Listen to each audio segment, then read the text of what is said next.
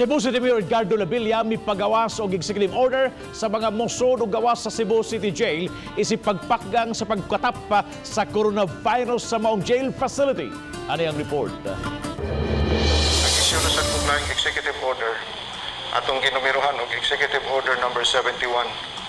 Ang title ani an order requiring persons deprived of liberty kana mga detention prisoners ba to undergo COVID-19 testing before admission into or release from the Cebu City Jail. Sa pagpadayon sa operasyon sa kapulisan batok sa kriminalidad, nakasakmid sila og 4 ka kilo sa giduhang shabu sa Pardo. Ang mga dinakpan siguradong masud-usab sa Cebu City Jail.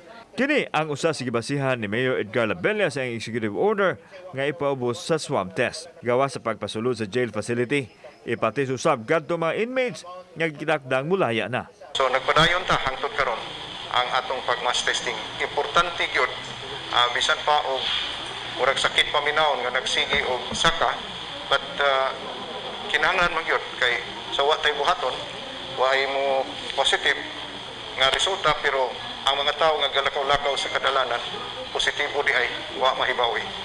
Sa Cebu City Jail lang, kapin sa 200 na ka mga kaso sa COVID-19 nga mitakboy sa mga inmates ug sa mga jail officers. Kini humaan sa massive test nga ipahigayon diin ang mga nagpositibo gi-isolate na.